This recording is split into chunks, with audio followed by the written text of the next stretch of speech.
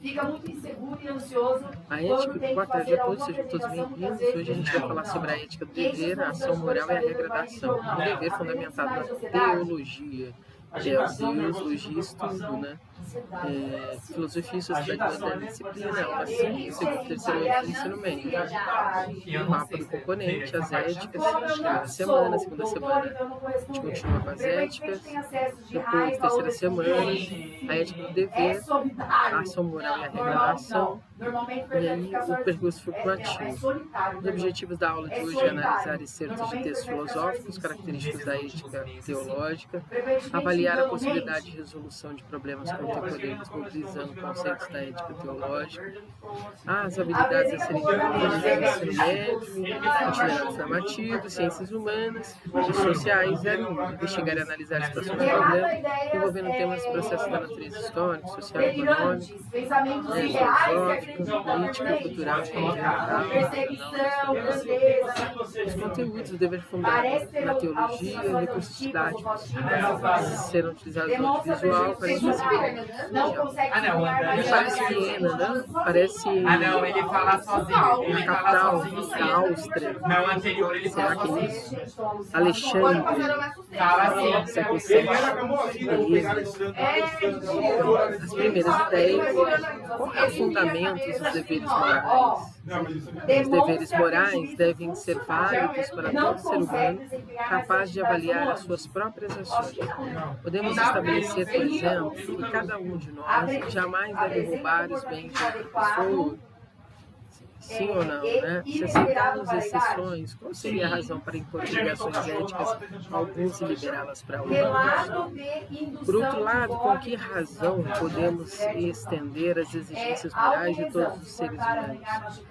Fé e razão. Relata pensamentos relacionados ao suicídio?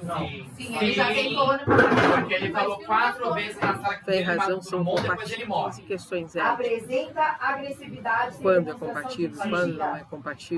Mas tem que Elas se complementam. cerebral. Uma das exigências da razão é questionar o fundamento que sustenta as nossas crenças. A razão exige razões, exige saber os porquês daquilo que afirmamos e do que negamos.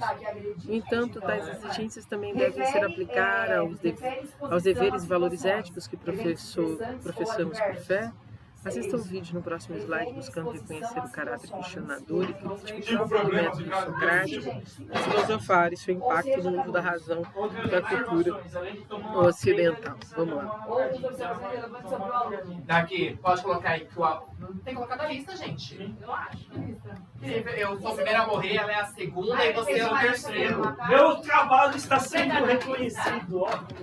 Fiquei sabendo que não, né? Você não. Agora, deixa eu te falar, eu não sei porque eu não entrei. Gente, ano passado ele colocou, pegar o fio de carregador de celular que tem no pescoço.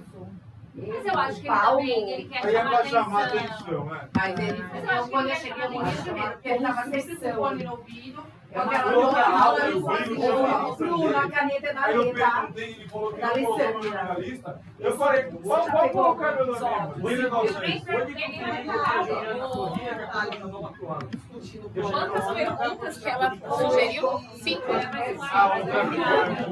Eu acho que É pro sexto? Quais são os três votos da Agora, imagem? esse aí também pode trazer uma placa.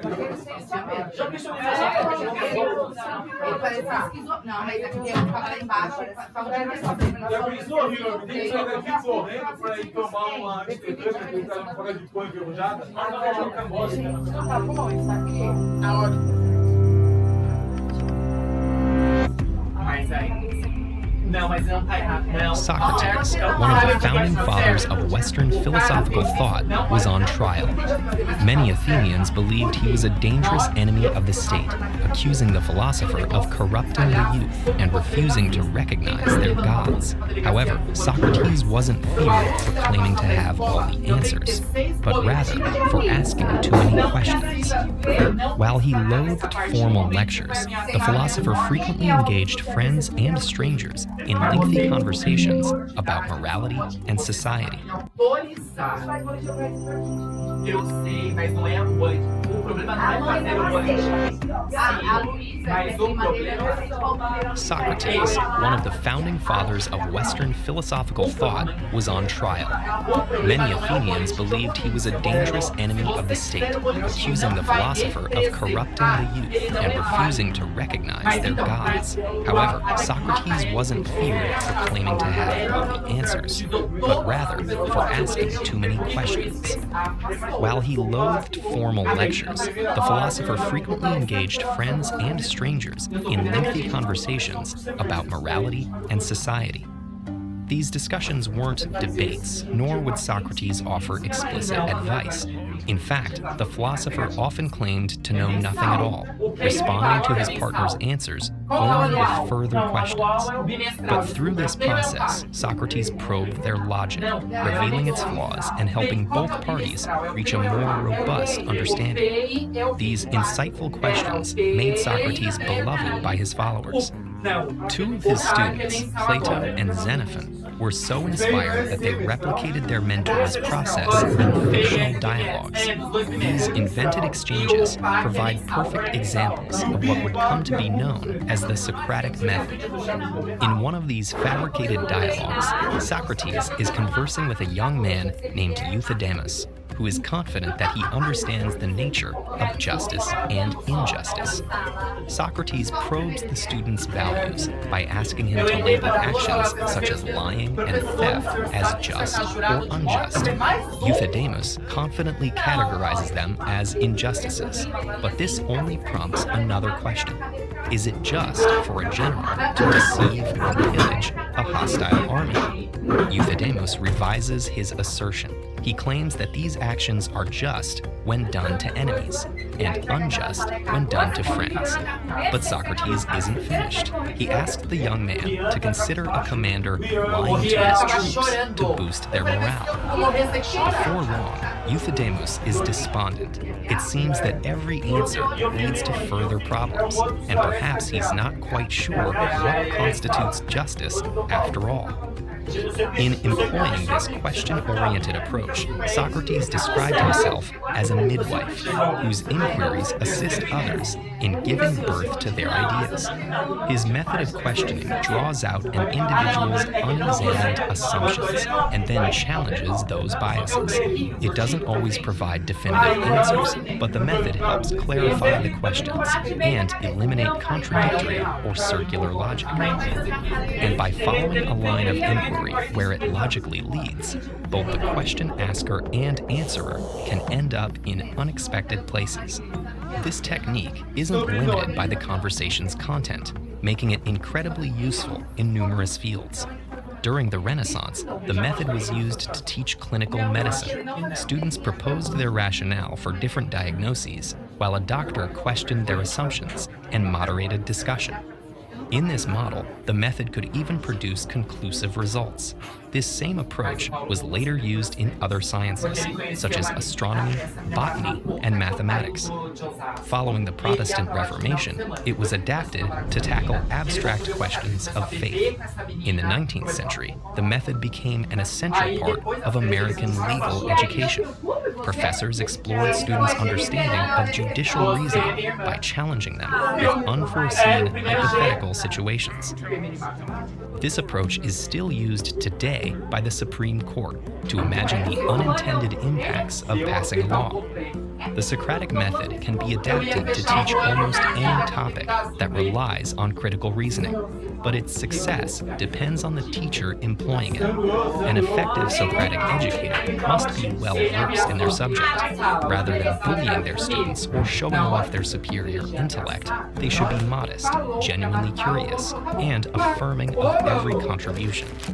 In this regard, Socrates himself may not have been the most subtle Socratic teacher. Historians believe he was deeply critical of Athens' particular brand of democracy and known to pass those concerns on to his followers.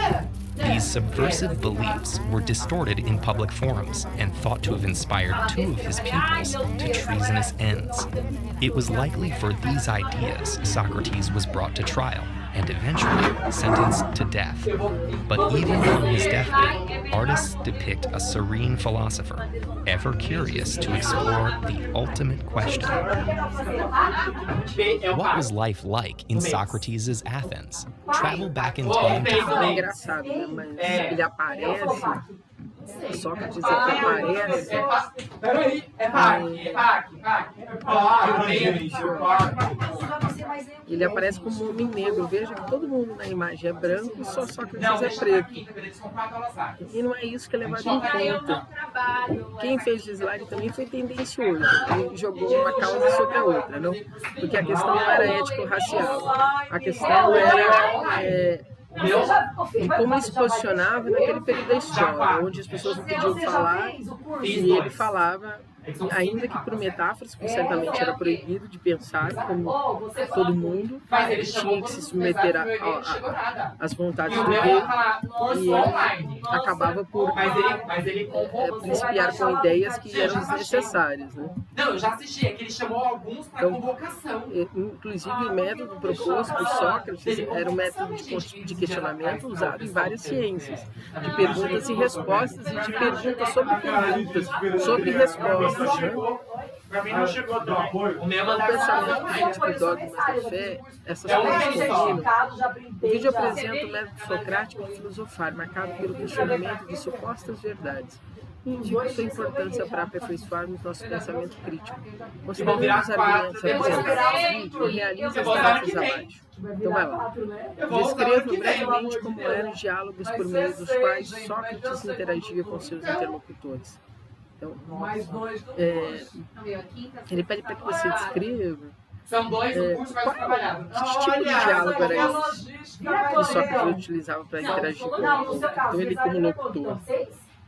Como interagia com seu interlocutor? Por meio de perguntas, respostas, questionamentos. Então a gente já tem três. Uma das funções do método socrático é permitir a identificação de contradições nos nossos raciocínios, ou seja, da pergunta sobre a resposta. Já são seis. Somente como Sócrates fazia isso. Considere se é possível aplicar o método socrático os deveres e valores éticos que aceitamos por fé.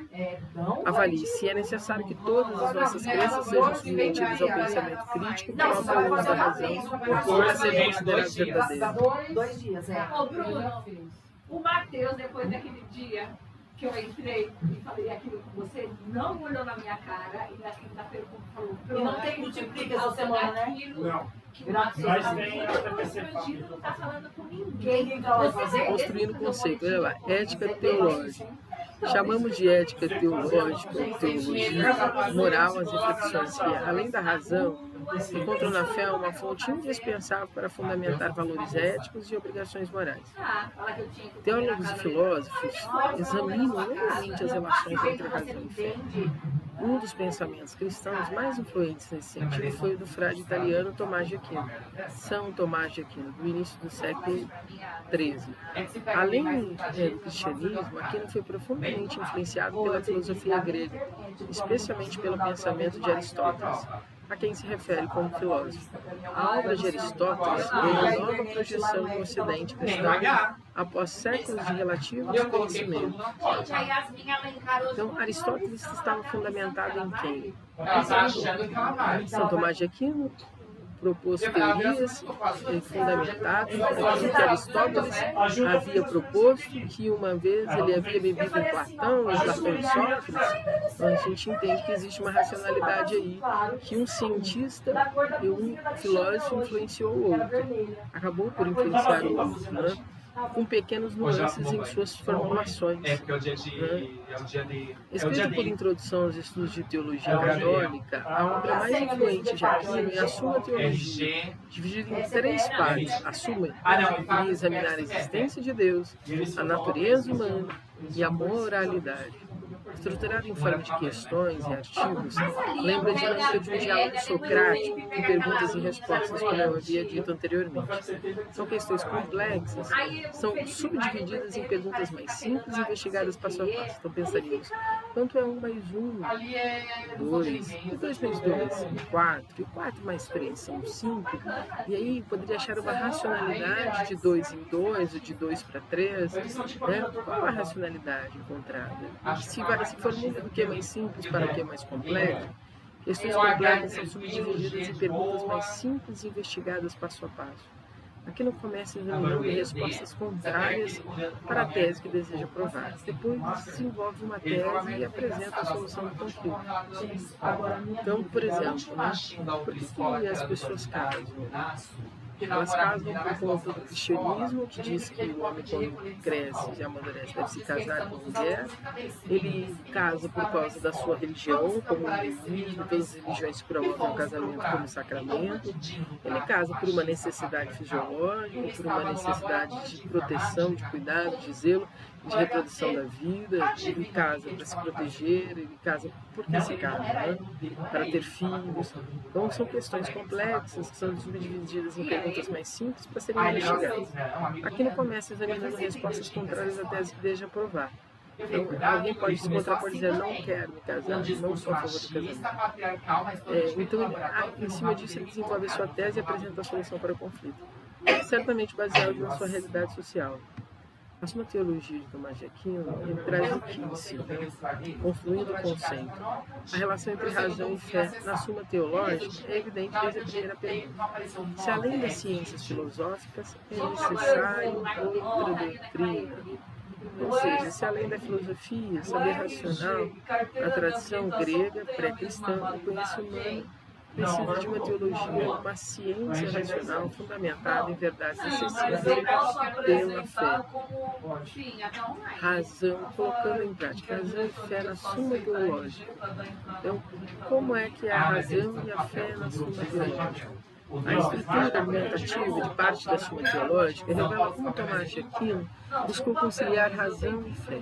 O artigo a seguir examina por meio da razão a necessidade da teologia como ciência racional fundamentada em verdades reveladas. Vamos ler o pequeno trecho que foi retirado da sua teologia, dos slides 13 e 14, e responda, seu caderno.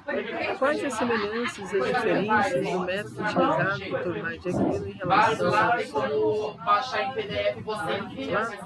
para a salvação do homem? Esse é o excerto. É necessário uma doutrina conforme a revelação divina, além das filosóficas pesquisadas pela razão.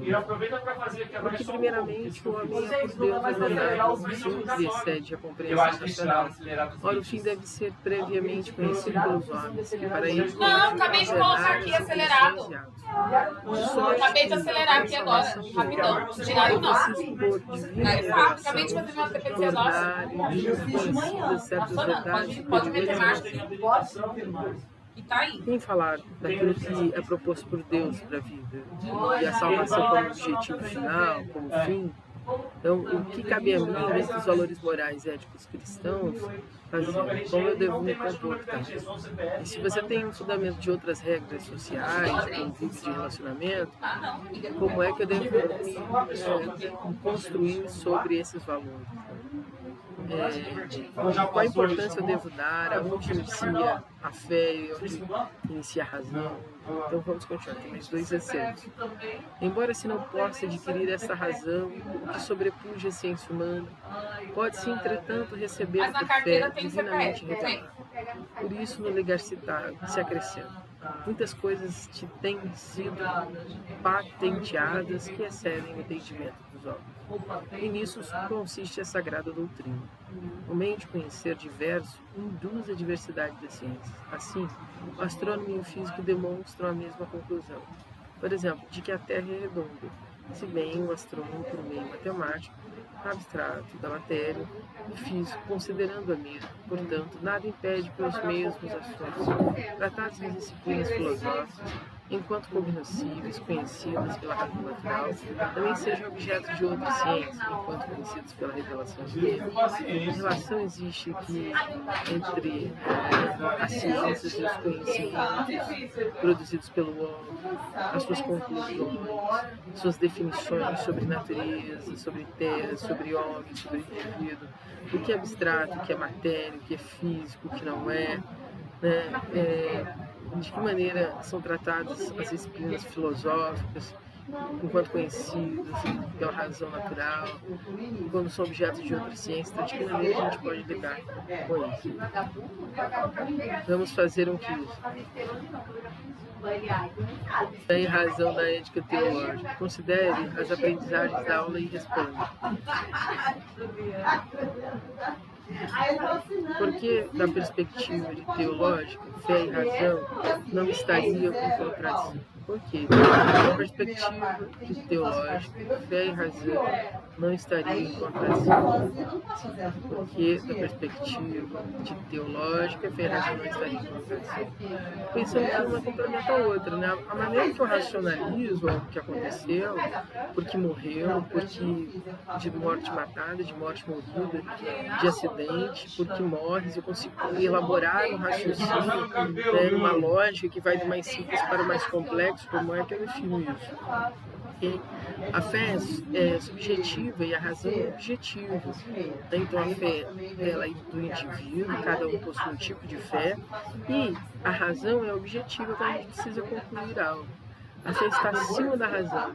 Quando nós pensamos no sobrenatural, no desejo de concepção daquilo que é possível.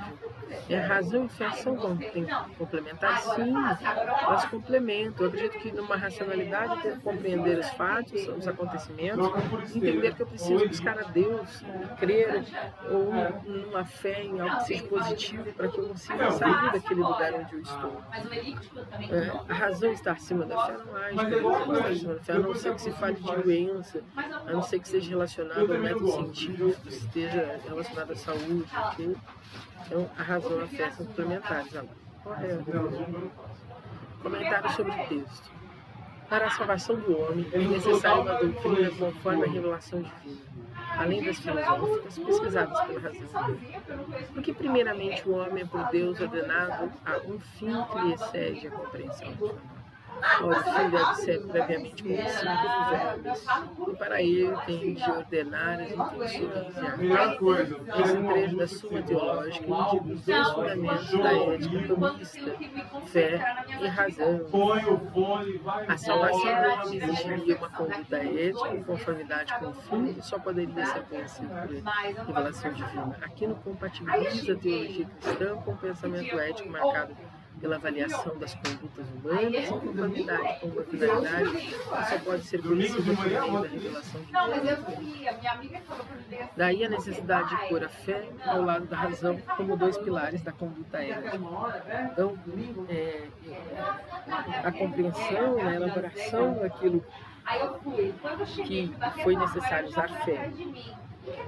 Por exemplo, a salvação do homem. Quando a salvação do homem é necessária, uma doutrina conforme a revelação divina, além das filosóficas, utilizadas pela razão humana, ele está dizendo, porque primeiramente o homem é por Deus, então Deus é mais importante.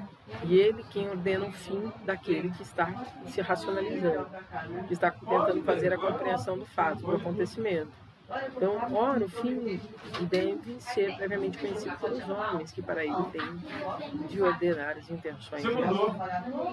Então, quando o homem alcança a salvação, o que o homem precisa fazer para conceber a fé de maneira tal, dentro de uma racionalidade que faça alcançar o objetivo, alcançar Deus, estabelecer uma relação com o divino, com o sagrado.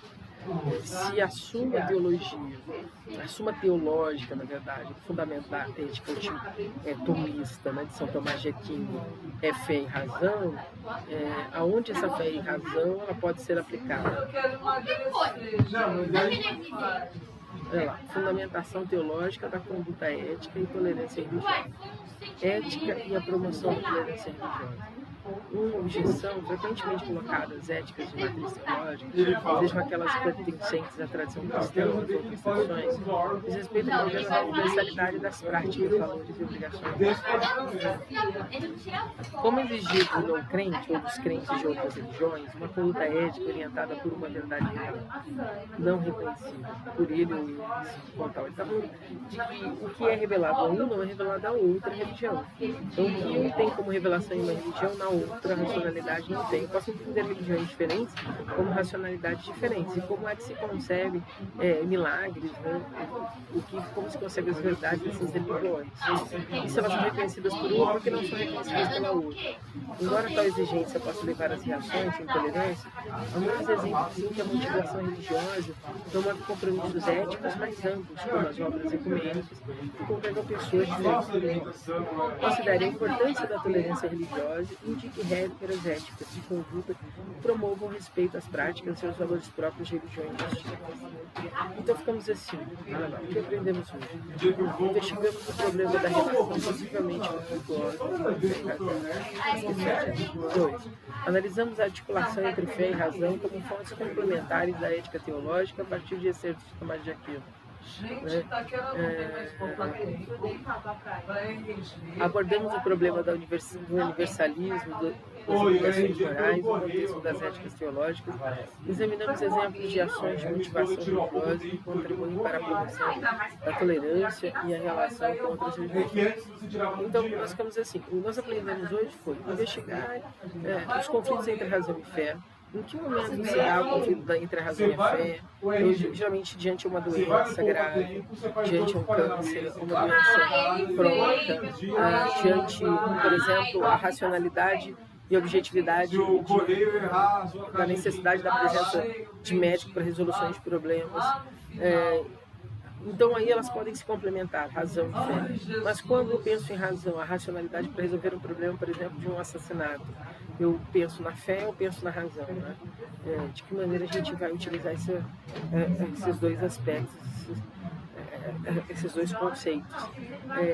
Quando nós articulamos a fé e a razão como complementares, por exemplo, inclusive na saúde, inclusive nas presenças de todas as religiões, espiritismo, hinduísmo, nas religiões de matriz africana, no catolicismo, no protestantismo, e o universalismo proposto dentro de obrigações morais, no contexto das éticas teológicas, que tratam do estudo de Deus, do Logos. Então, onde as religiões são motivadoras, onde elas contribuem para a promoção da tolerância e a relação entre todos. Aqui eu tenho um blog que fala sobre a reforma protestante, o QR Code que leva a ele, inclusive complementa dizendo a reforma protestante completou 500 anos em 2013. O sociólogo alemão Max Weber, início do meados do século XIX, analisou os impactos da nova conduta ética advindo do protestantismo para o desenvolvimento do capitalismo nas sociedades ocidentais. Atualmente, diversos estudos buscam verificar as hipóteses levantadas por Weber. O exemplo pode ser encontrado no artigo disponibilizado no link abaixo. Ele não me mostra se tem vaga, manda eu pagar. Olha isso, gente. A ética de deliberação moral que nos acrescentou, né? Foi bom de alguma maneira fez com que a gente refletisse e aprendesse. E ficamos por aqui até logo.